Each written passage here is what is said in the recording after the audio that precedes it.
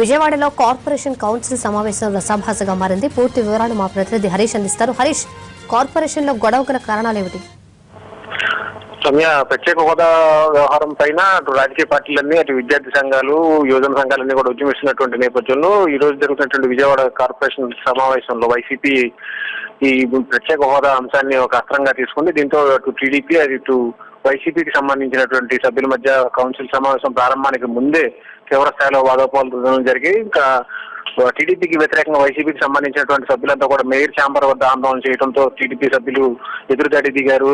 Corporation council hall ముందు, అదేవిధంగా mayor hall వద్ద వైసీపీకి సంబంధించినటువంటి నేతలు టీడీపీకి వ్యతిరేకంగా నినాదాలు చేయడం, చంద్రబాబుని వ్యతిరేకంగా నినాదాలు చేయడంతో టీడీపీకి సంబంధించినటువంటి సభ్యులు కూడా ప్రతిగా నినాదాలు చేయడంతో కౌన్సిల్ సమావేశం ప్రారంభానికి ముందే రాసాబసగా మారింది. వాడివేడిగా జరుగుతుంది అనుకున్న సమావేశం అసలు ప్రారంభానికి ముందే పూర్తి స్థాయిలో వాదోపవాదనలు జరగడంతో కౌన్సిల్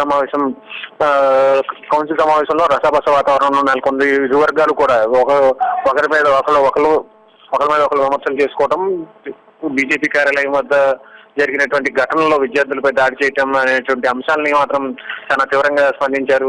ప్రత్యేక హోదా అడిగిన విద్యార్థుల్ని చెతకబోతున్న ఘటన మీద వైసీపీకి సంబంధించినటువంటి సభ్యులంతా కూడా టీడీపీని టార్గెట్ చేసినటువంటి నేపథ్యంలో అందుకు ప్రతిగా వైసీపీకి అసలు మాట్లాడే అర్హత లేదు, వైసీపీకి ప్రత్యేక హోదా గురించి మాట్లాడేటువంటి నైతిక హక్కు వైసీపీకి లేదని చెప్పి అటు టీడీపీకి సంబంధించినటువంటి సభ్యులంతా కూడా ఆందోళన చేయడంతో కౌన్సిల్ సమావేశం వద్ద తీవ్ర స్థాయిలో గందరగోళ వాతావరణం నెలకొంది. పోలీసులు కూడా రంగంలోకి దిగాల్సినటువంటి పరిస్థితి ఏర్పడింది. కౌన్సిల్ సమావేశంలోకి పోలీసులకు అనుమతి లేకపోయినా కూడా పరిస్థితి చేయి దాటిపోయేటువంటి ప్రమాదం ఏర్పడటంతో ఇరు వర్గాలకి మధ్య పోలీసులు పహారాగా నిలబడినటువంటి పరిస్థితి. ఎటువంటి అవాంఛనీయ సంఘటనలు జరగకుండా పోలీసులు కూడా రంగంలో దిగి ప్రస్తుతానికి అయితే వాతావరణాన్ని సర్దుపుచ్చినప్పటికీ కూడా కౌన్సిల్ సమావేశంలో కౌన్సిల్ ప్రారంభమైన తర్వాత కూడా వైసీపీకి సంబంధించినటువంటి సభ్యులు టీడీపీకి సభ్యులతో పాటు అటు మేయర్ని కూడా టార్గెట్ చేసి మాట్లాడటం పట్ల టీడీపీకి సంబంధించినటువంటి సభ్యులంతా కూడా నిరసన వ్యక్తం చేశారు. దీంతో కౌన్సిల్ సమావేశం ప్రారంభమైన తర్వాత కూడా నిరసనలు హోరెత్తినటువంటి పరిస్థితి, ఇంకా ఆందోళన కొనసాగుతున్నటువంటి పరిస్థితి. ఏదైనప్పటికీ కూడా విజయవాడ రాజధానిగా మారినటువంటి నేపథ్యంలో ప్రత్యేక హోదాతోనే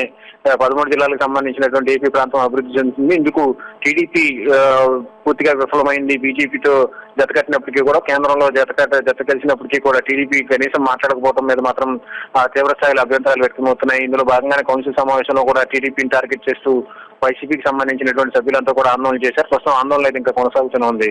ధన్యవాదాలు. Right Harish, thank you.